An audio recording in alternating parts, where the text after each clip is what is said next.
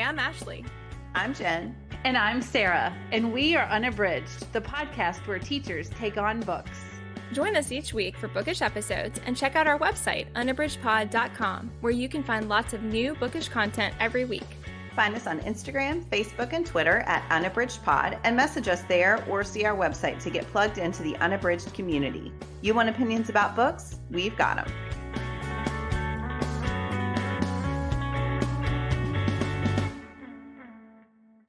Hello, everyone. Welcome to episode 219. We have decided to run an encore episode from our 2021 Love is in the Air episode because everyone loves romance so much and we want to keep that going just one more week. So we hope that you enjoy this 2021 encore episode of Love is in the Air.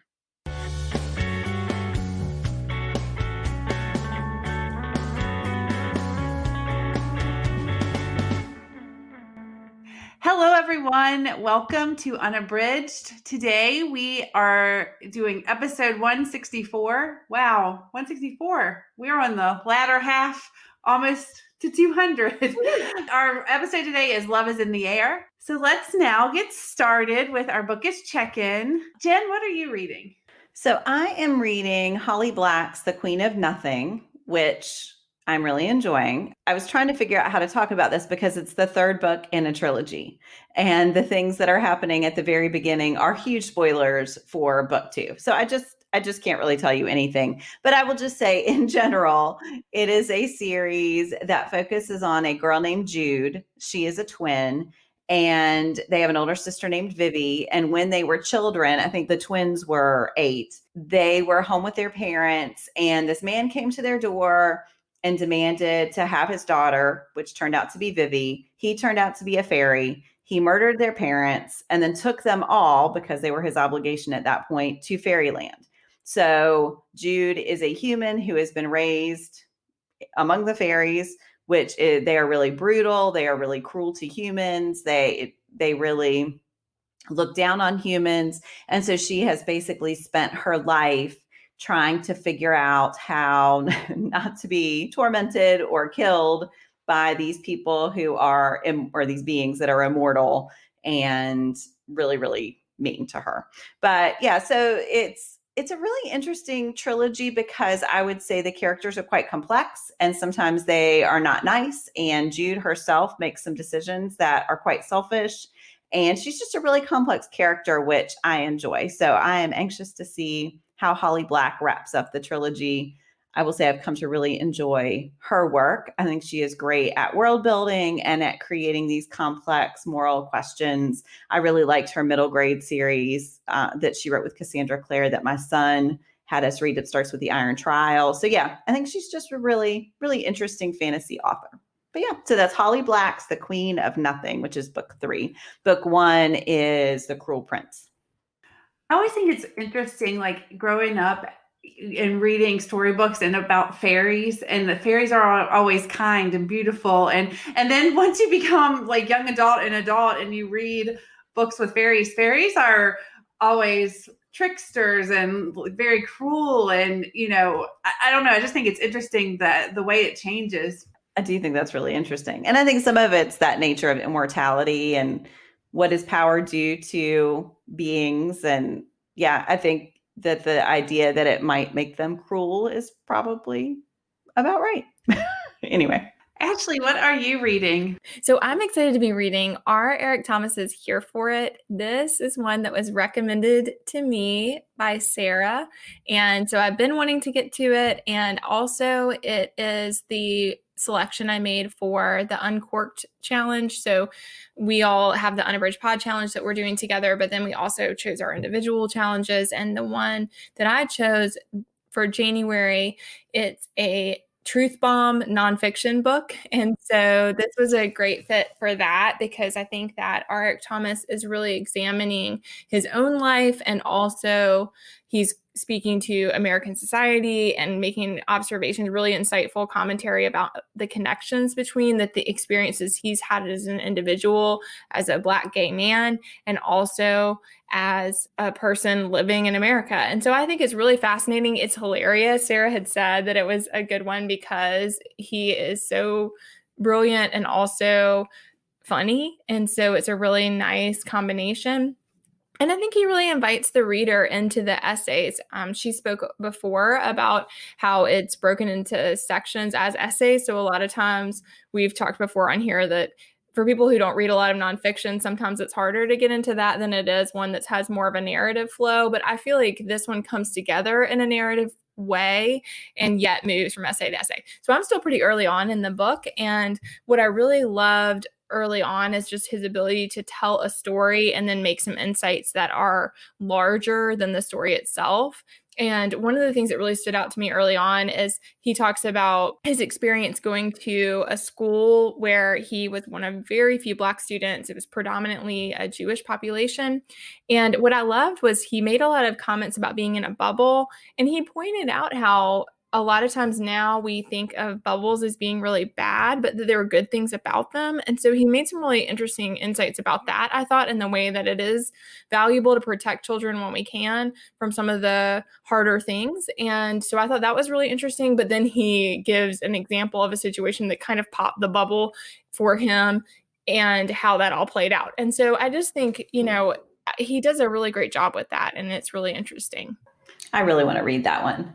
I love that book so much. That was one of my favorite reads of 2020. I'm really enjoying it, and I know you loved the audio, Sarah. So I'm hoping to get some audio in. I've been reading on my Kindle so far, but I have access to it on audio as well. I'm sludging my way through another audiobook that I'm not going to name that I am not particularly loving. I'm determined to finish it, so I want to finish that first, and then I'm hoping to listen to him read some because I'm excited to hear his voice as well. Oh my gosh, it is so good. You will love the audio. It's just that whole thing with an author reading their own words about their own experience. You just can't beat that. So again, I can't remember if I said at the end, I was a little distracted. There's a lot of noise at my house, so I was distracted. But anyway, that was Eric Thomas's Here for It. Sarah, what about you? What are you reading? My January was an excellent month of reading for me. I've read, 8 or 9 books, which is a lot for me, but I feel like I started off really strong with The Lager Queen of Minnesota, and I like that. And I've been going one right after the other. I haven't stopped. And I actually read an audiobook that the lady that was narrating said that she has realized that she loves to read, but she doesn't ever, when she finishes one book, she does not let more than 24 hours pass before she starts her next book because she loses momentum. And so I was like, I'm going to try that. And it's working out really well for me. That's a great tip. I think that's a really good I thought that was actually a great book. It's The Lazy Genius. I posted about it on my Instagram page, but it was an excellent audiobook, and she just gave a lot of great tips. But what I'm reading right now, one of the things I'm reading is Brie McCoy's Come and Eat, a celebration of love and grace around the everyday table. And I got this because for Christmas, my husband got me a master class that Brie McCoy is doing called The Everyday Kitchen. And it's just like tips about cooking and elevating your food. And I like to cook, and that's a comforting place for me. And so he got it for me, and I'm really enjoying taking that. So I got her book and I'm reading it. And I just feel like this is the right book at the right time, because she is full of faith, and we share the same faith, which I appreciate. But what she really talks about in the book is how people like to come to the table together and share a meal, and it's a place where you can connect, and you should be willing to have people come to your table regardless of if your house is not at the right, not looking the way that you want it to, or even if you have to have pizza, but you gather at the table and you share a meal together and you talk. And I think that what it's made me realize is, I think why I've struggled so much, especially during 2020, is because that is my love language, is having people over and preparing a meal. And I like to have people eat my food and all that. And I mean, that has all been taken away. So it's just been really enlightening. And I've just realized some things about myself while I've been reading it. So I've been having my mom and dad and my grandmother, who are in my little bubble, over once a week for a meal. And that like kind of feeds my soul. So that book helped me realize some things that I could maybe do to help my, elevate my mood and my mental health. And so I really appreciated it. So I'm still reading it and I really enjoy it. And it's just really like kind of a comfort read for me. So that is Bree McCoy's Come and Eat, a celebration of love and grace around the everyday table. That sounds like such a perfect Sarah book. It's like a warm hug, and she's just so positive, and I need that right now. So I just really like it. Yeah, it's great. And she's a great follow on Instagram too. She's just a very positive person, and she has great recipes if you like to cook.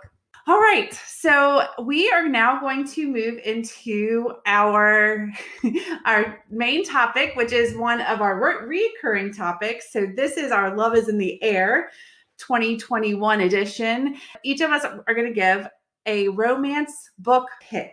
Ashley, what is your pick? I am recommending Talia Hibbert's Take a Hint, Dani Brown.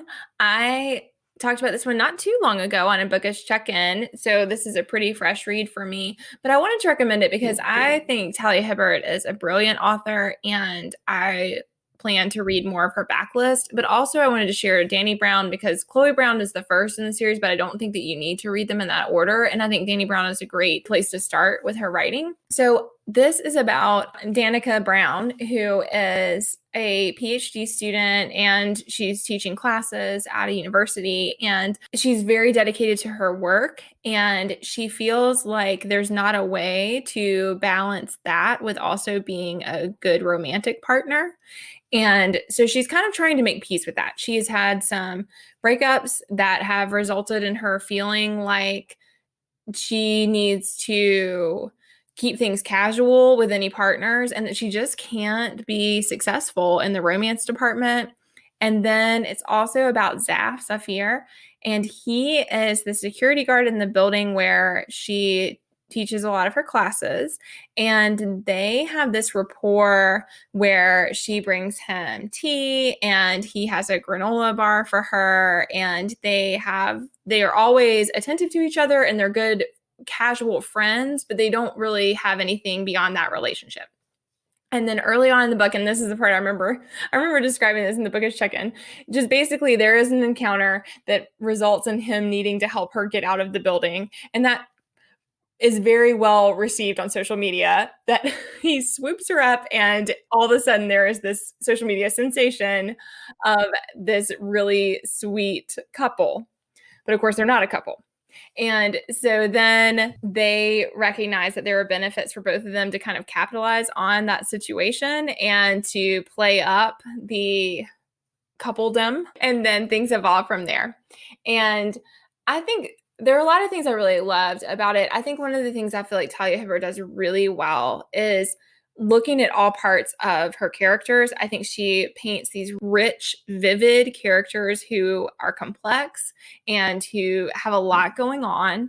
And she shows how difficult it is to navigate relationships as complicated people.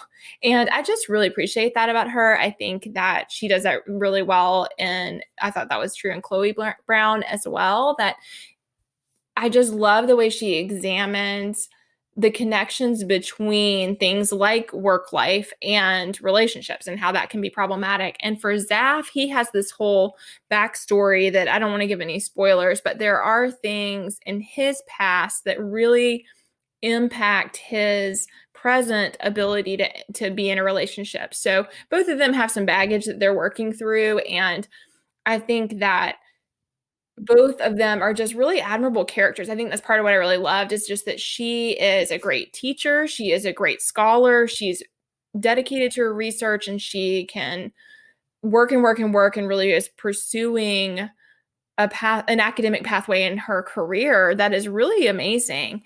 But then that is hard. It is hard to be a young woman doing those things, and to also balance that with filling this expectation of what it means to be in a relationship and to play that role. And then with Zaf, he has this really amazing ability, partially because of his past, to make these really deep connections and to help people work through hard things.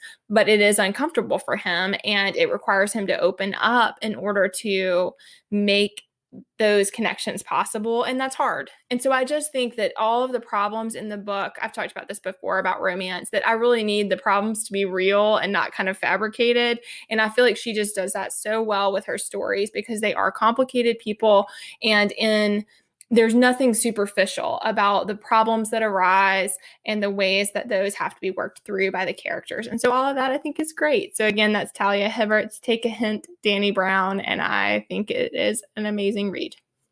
I want to read that and the Chloe Brown one. I haven't gotten to them yet, but they're both on my list. Yeah, they're so good. And the new one's coming out soon. I'm really excited. And that's what I didn't say, but so Chloe and Dani and Evie is the third sister. They're all sisters. And so again, loose connections, you can read the books without each other, but I love that sister connection, and it's really sweet in the stories as well. Jen, what is your recommendation? So I had a really hard time making a decision, but I know I always want to talk about all the things, but Jen always has a list for our categories, and Ashley and I have one book. Well, I felt like I'd read so much more romance this year, and then when I went back and looked, I mean, it is a huge increase for me, but it was probably like 5 or 6 books, so it felt like a lot. But then when I looked over the scope of the year, that's much more than the 20 years prior. But it's still a pretty small number relative to a lot of other things I read, but yeah. Whereas I read a good bit of romance. And that is definitely my comfort reading. So yeah, 2020 was a year where I needed some comfort reading. So that's for sure. Well, the book I have chosen, I really, really love. This is Alexis Daria's You Had Me at Hola. And this one does a lot of things that I really liked. First of all, the 2 main characters are Jasmine Rodriguez. She is an actress who has she has a moderate amount of fame. She has been on different soap operas, but she has the chance to launch a streaming TV show, and she will be the leading actress on the show. The show is built around her character, and she really loves the role that she's playing because it's a complex main character who has a lot of nuance. She feels as if it represents her as a Latina really well. Something she's been frustrated with has been tabloid coverage of her life and of her romances have really played into stereotypes, and she has gotten really frustrated by that. So the chance to emerge from that really superficial look at who she is, it is appealing to her, that she has a chance to sort of redefine herself. She has the show all set up with this leading man that she had a large part in casting, and then something happens and he can't be on the show. So all of a sudden she has a new lead actor to play against. She has never met him, but she knows that he is a good actor. His name is Ashton Suarez, and he is famous on telenovelas. He is hoping, so the book does alternate perspectives, so you get his perspective too. And he is also hoping that this show can be a game changer for him. He is ready to step out of the world of telenovelas and to, again, have more complex roles. He would love to go to Hollywood and get some mainstream movie parts, but he needs this to go well. And so he has a lot invested in Jasmine liking him, which makes it really bad when they first meet, because he ends up spilling a huge coffee all over her really light colored outfit that she is wearing for their first read through. And the only clothes she has to wear are like gym shorts and a tank top. She's like dressed up. She looks so professional. She's really been thoughtful about what she wants to wear. And she ends up wearing gym shorts and a tank top to the first read through. And she handles it with a lot of poise, but she is pretty frustrated, and she knows it's not his fault, but he also fumbles a little bit with his apology and doesn't handle it in the best way. So their first meeting does not bode well for this to be a great connection on the TV show. So as things start to develop, you see that Jasmine, because of the portrayal in the tabloids, is really frustrated by the media, but she also has accepted that this type of fame comes with that sort of attention.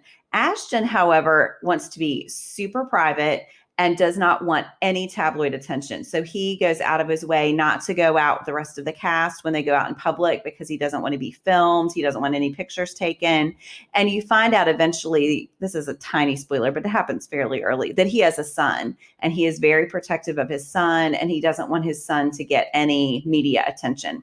So they have all of these just different conflicts in the way that they handle fame and their approach to the world. But ultimately, they both want to make a success of the show. And that's where their connection comes in. They decide that they have to have one-on-one rehearsals to build a sense of relationship. Of course, that gets steamy very quickly. It's a romance novel, so that's not surprising. But they also start to be vulnerable with each other and to really talk about their different philosophies about the world and what they think. One of the things I loved about the way Daria wrote this is she has the show that they're on is called Carmen in Charge. And every chapter starts with a scene from Carmen in Charge. So you get this book within a book kind of feeling. You see the script and then it'll play into their actual story. So that was really fun.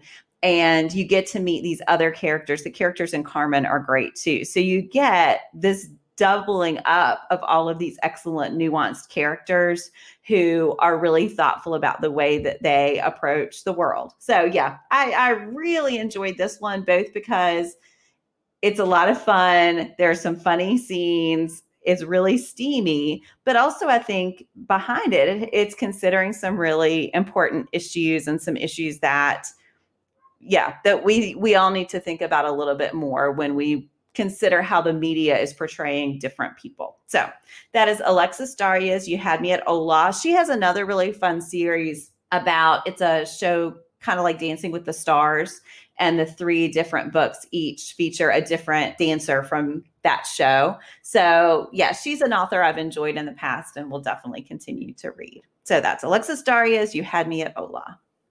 My sister has that book and she's going to let me borrow it. I want to read it. It looks great. Yeah, I think you'll really like it. Yeah, I definitely want to read it too. I'll be looking for that one. So Sarah, what book are you recommending? It's kind of funny because my book kind of like a hybrid of both of what you said. So my book is called First Comes Like.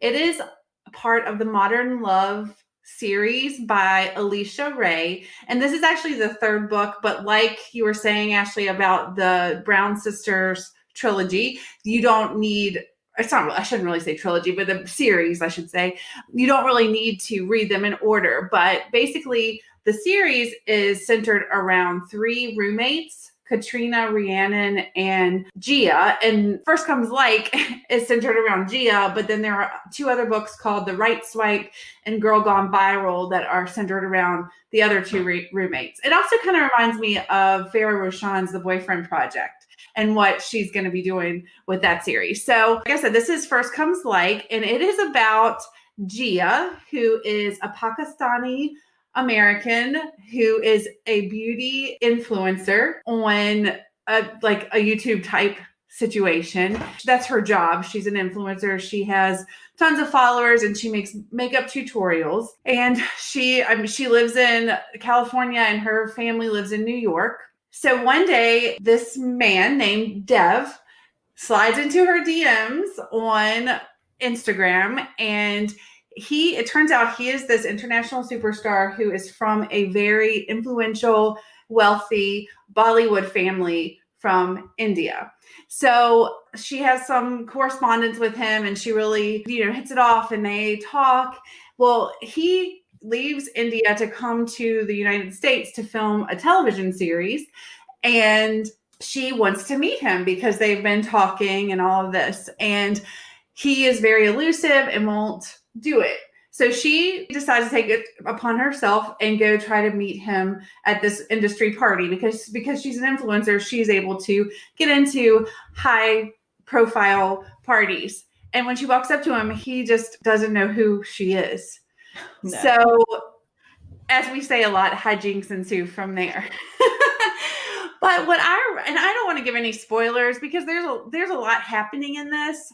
It's pretty light. But what I really love again is I think like a lot of the things that we've all read this year have just dealt with different cultures and how, if we're from different places, how we can navigate and become friends, or in this case lovers, or whatever. And I just really liked learning about Gia's family, and she is one of 5 sisters, and she has a twin, and her mom and dad, everybody in her family is a physician except her, and she's an influencer.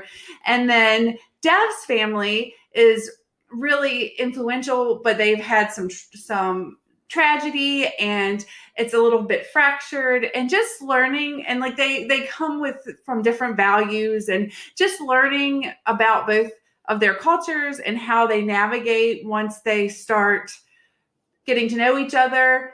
It's all just very sweet, and they're both pretty innocent, and it's just a really sweet story. I mean, it's nothing that's going to make you cry. It's just sweet. And there's not much steam until like the very last part. There's a little steam, but nothing like some of the other books we've talked about on our podcast. So I just think it feels really current. It feels really empowering for women.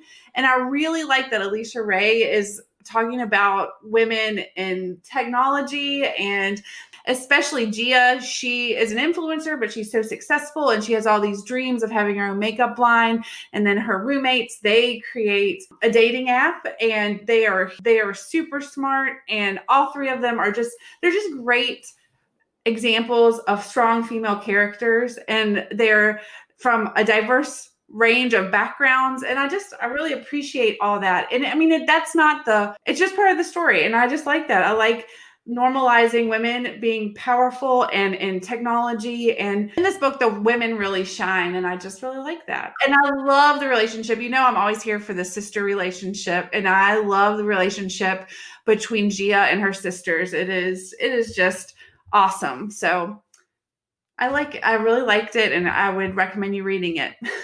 Yeah, I was going to say, I haven't read that one yet, but the first 2 are excellent. I really like Alisha Ray. She is usually much, much, much, much steamier than she is in this series. But yeah, she's really good. I'm really interested to read the other 2 because I thought that even though Rhiannon and Katrina aren't huge characters in this story, they're there, and it's just really like just the stuff that Gia says about them makes me really compelled to know more about them and their lives. So I just thought it was a really solid romance. It was sweet.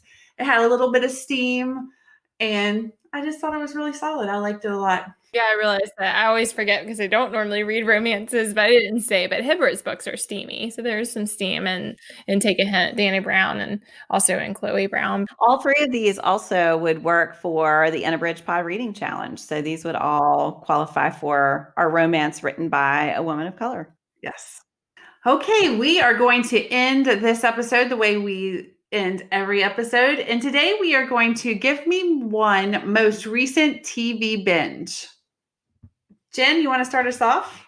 Sure. So this is actually a bookish TV binge. I absolutely binged the series Bridgerton on Netflix, which is based on Julia Quinn's historical fiction novels. So season 1 roughly covers her first book. And yeah, I really, really enjoyed that one. Ashley, what is your pick?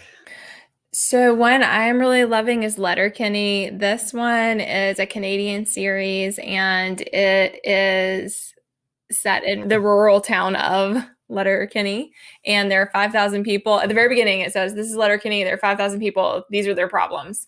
And that's the opening. And it is hilarious. I absolutely love it. I think that the writer, so 2 of the actors do the writing as well. And the writing is just brilliant. I mean, it's really witty. It is really crass. I'm totally here for that. But I feel like I should say that it does have a lot of profanity. It moves between different groups of people, and it really examines them, and it plays on the stereotypes of the groups within a rural town, but then you see more about each of those groups. And so it's just really fascinating. So again, that's Letterkenny, and I believe it's on Hulu. What about you, Sarah? What's your pick? My pick, I did not realize until I was halfway in the series that it was also bookish because it was based on a book, but I did not read the book because I didn't know and I couldn't stop once I started. So the series I'm going to talk about is The Flight Attendant on HBO. And holy smokes, I started that. I watched the first episode and I thought, I really should wait for my husband. I think he would like it. And then I was like, episode 2, I just plowed through it. I got up every morning at 5 a.m. to watch it all by myself with the dog because I just wanted to be able to focus. I didn't want anybody to talk to me, and it was lovely. So I did that over the holiday break and I enjoyed it. So it's about a flight attendant who flies internationally. She's on an international flight. She meets this handsome stranger and they have one night together, and she wakes up the next morning. His throat has been slit and she is in bed with him, and she doesn't remember anything because she has an alcohol problem. So I just thought it was fantastic. I have not been riveted by a show like that in a long time. And I plowed through those episodes and I thought the acting was excellent. I mean, it just was really good. So I highly recommend it. Yeah. And that was The Flight Attendant, and it is on HBO Max. Kirk and I like that a lot too. So yeah. I feel so guilty. I didn't watch it with David, but I was just like, I'm just going for it. I never get to watch TV like that by myself and like with no interruptions and nobody asking me for a drink or food. And I just was like, I'm going to watch this with my dog and with my coffee. And it was lovely. So it was a little bit of self-care. Okay, well, we are so excited to hear your all's recommendations on books, some romance books that you're loving right now. It can be backlist or brand new, but we are always here for your recommendations. So be sure to interact with us on social media at Unabridged Pod, or shoot us an email. But we'd love to interact with you, and we'd love to know what your romance book recommendations are. Thanks for listening. Do you have comments or opinions about what you heard today? We'd love to hear them. You can find us on Instagram, Facebook, and Twitter at Unabridged Pod, or on the web at unabridgedpod.com for a list of ways to support us. We'd like to thank Jared Featherstone, who composed our theme music, Strings of Light, and Katie Amy of Amy Photography, our podcast photographer. Thanks for listening to Unabridged.